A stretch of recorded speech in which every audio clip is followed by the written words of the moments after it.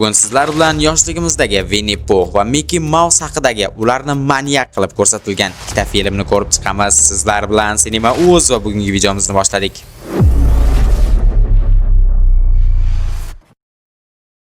Birinchi film bu bizga Mickey Mouse'ni g'irt maniak qilib ko'rsatilgan film. Bu film eski Fairy kemasining qorong'u pastki qismidan boshlanadi. Nil va Dominic Way metal plitani o'g'irlash uchun kemaga yashirincha kiradi. Ular plitani yechayotgan paytda tasodifan yopiq lyuk ochilib ketadi va issiq bug' chiqadi. Shu zahoti ichkaridan juda kichkina va xavfli mavjudot chiqib keladi. U birdaniga Dominic Wayni kalit bilan uradi va keyin Nilga tashlanib, uni yuzidan tishlab olib, go'shtni uzib olib, uni o'ldiradi. Bu mavjudot anchadan beri shu yerda yashab kelgani va juda ham yovvoyi bo'lib ketganini darrov bilish qiyin emas. Dominic Way qochib ketadi, lekin pastga tushib ketadi va natijada devorlarda izlarni ko'radi. Bu yerda nimadir uzoq vaqt davomida qamalib yashaganini tushunadi. Voqea hozirgi vaqtga o'tadi. Selena Fairyga chiqadi. Pete unga yordam beradi va uni boshqa odamlardan yashiradi. Kemada turli odamlar bor edi, lekin ular ichida yashirinib turgan mavjudot asta-sekin ovni boshlaydi. U birinchi bo'lib Statue of Liberty kemidagi erkakka hujum qiladi. Uning oyog'ini kesib yiqitadi va keyin mashinani boshiga tiqib o'ldiradi. Keyin u hojatxonaga kirib, boshqa odamni parchalab tashlaydi. Tashqarida ofitser Pete o'sha mavjudotni ko'rib qoladi, lekin mavjud uni ushlab suvga uloqtiradi va kema vintiga tushib ketib, dahshatli tarzda parchalanib ketadi ofitser Pete. Selena bu voqeani ko'rib qoladi. Mavjud esa Selenani ko'rib unga qiziqish bildiradi. Kapitan kabinada yolg'iz qolganida mavjud yashirincha kirib, uni bo'yniga sim orab kesadi va boshni ajratadi. So'ngra rulni egallab, kemani o'zi boshqaradi. Belly va Jay-Z selfie olayotgan paytda forklift bilan ularni og'zini teshib, bizani Mickey Mouse ularni o'ldiradi. Yo'lovchilar bir joyga yig'ishadi, lekin chiqish yo'li yo'q bo'lib qoladi.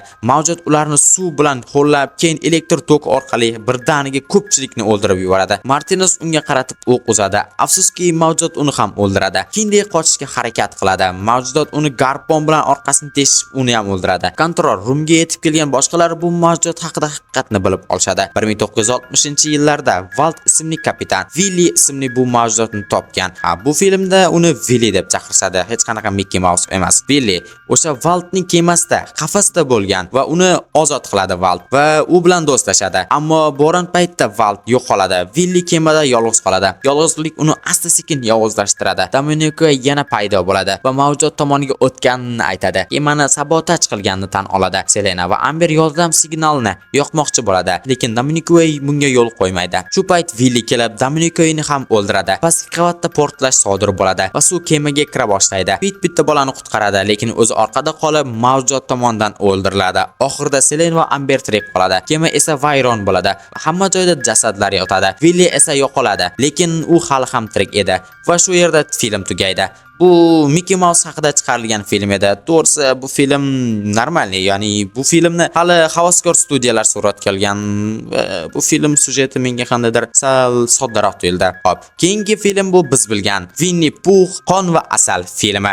Bu filmning ikkita qismi bor. Men bugun birinchi qismi haqida gapirib beraman. Qani bo'lmasam boshladik. Barchasi Christopher Robinning bolaligidan boshlandi. U o'rmondagi do'stlari Pooh, Puchukvoy va boshqalar bilan maza qilib o'yin-kulgu qilib yashashayotgan edi. Va Christopher Robin do'stlariga ularni hech qachon tashlab ketmasligini aytadi. Lekin vaqt o'tadi. Christopher Robin katta bo'ladi va shaharga o'qishga ketadi. Va do'stlari yolg'iz qoladi. Ular qishda och qolishadi va do'stlari eshak o'yini yeyishga majbur bo'lishadi. Bu voqeadan keyin ular insonlarni yomon ko'rib qolishadi. Butunlay o'zgaradi. Ulardagi insoniylik yo'qoladi. Ular yovuz va shafqatsiz mavjudotlarga aylanadi. Oradan 5 yil o'tadi. Christopher Robin o'rmonga ularni topish uchun qaytib keladi. Yonida girlfriendi, do'sti Mary ham bor edi. Christopher va Mary Winnie Pooh va Puchukvoy yashaydigan uyga kelishadi. U yerda ular Winnie Pooh va Puchukvoy kelishini kutib turishadi va natijada Puchukvoy paydo bo'ladi va uni girlfriendi, ya'ni Maryni bo'g'ib o'ldiradi. Christopher uni to'xtatishga va ular do'st ekanligiga ishontirishga harakat qiladi, lekin ular allaqachon o'zgarib bo'lgan edi. Ular Christopherni do'pposlab olib ketishadi va uni shunchaki arqonga bog'lab osib qo'yishadi. Christopherni do'pposlashadi. Maryni go'shtini olib skeletini Christopher Robin oldiga qo'yishadi va ular yana do'pposlashadi. Va voqea boshqa bir qizlar guruhiga o'tadi. Ular dam olish uchun aynan o'sha o'rmonga kelishgan edi. Ular dam olish uchun kelgan uyga kirishadi va u yerda telefonlarni hammasi yig'ishtirib oladi. Bittasi esa o'rmonga kim bilandir gaplashish uchun chiqib ketadi va o'rmonda Vinnini ko'rib qoladi va Vinni uni quvlab keladi va qiz garajga yashirinib oladi. Keyin Vinni qizni topib olib, uni go'sht maydalagichdan maydalab tashlaydi va o'ldiradi. Keyin hovuzda bitta qiz o'zini selfiga olib cho'milayotgan bo'ladi. Uni orqasidan Pux va Puchqo'y keladi va uni o'g'irlab ketadi va uni Puchqo'y bosib turadi va Vinni Pux uni mashina bilan boshini ezib o'ldiradi. Buni ko'rgan qizlar qo'rqib qolishadi. Pux va Puchqo'y qolgan qizlarni ham ovlashga tushadi. Bundan qo'rqqan qizlar hammasi har qayoqqa tarqalib ketadi. Bittasini Puchqo'y uyning ichidagi basseynda boshiga bolg'a bilan urib o'ldiradi. Bittasini esa o'g'irlab ketishadi. Qolgan qizlar o'sha qizni qutqarish uchun Vinni Pux va Puchqo'y orqasidan borishadi. Bu qizni urib basharasini bejab qo'yadi. Ular Vinni Pux va Puchqo'yning uyiga yetib kelishadi. Bu yerda Christopher Robinni ko'rishadi va ular Christopher Robinni qutqarishadi. Keyinchalik boyga o'g'irlab ketilgan qizni ham qutqarishadi. U o'zining yuzini bejaganlardan qasos olish uchun ularni jangga, arenaga birga chaqiradi. Pux va Puchqo'y uni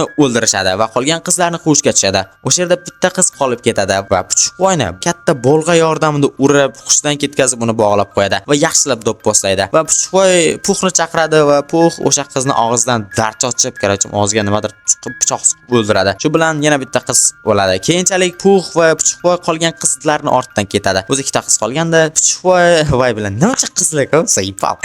Va u qiz qochib ketadi va yo'lning chetida turgan yigitlardan yordam so'raydi. Pux kelayotganini aytadi va qochishni aytadi. Lekin yigitlar unga ishonmaydi. Keyinchalik u yerga Pux keladi va yigitlarni birma-bir o'ldiradi. Vinni mashinada qochib ketgan qolgan ikkita qizni ta'qib qiladi. Bittasini mashinadan tushirib o'ldiradi va bittasi qoladi. Keyin bizani qahramonimiz Christopher Robin kelib Vinnini mashina yordamida urib, uni ozgina vaqt hushdan ketkazadi. Lekin Pux o'rnidan turib, qizni ham shunchaki bo'g'izlab o'ldiradi va Christopher Robinni qochishiga yo'l qo'yadi. Va shu bilan bu film ham o'z nihoyasiga yetadi. Bilmadim, bu filmlarni sizlarga qanchalik yaxshi yoki yomon sharhlab berdim, buni albatta bilmayman. Albatta, bizani qo'llab-quvvatlagan holda kanalimizga obuna bo'lib, videoga like bosib qo'yishni unutmang. Bizani Kamina kanalimizga ham o'tib obuna bo'lib qo'yinglar. U yerda o'zim Fortnite o'ynagan videolarimni va qiziqarli Fortnite kontentlarni joylab boraman. Keyingi videolarda ko'rishguncha xayr, sizlar bilan Sinema O'z.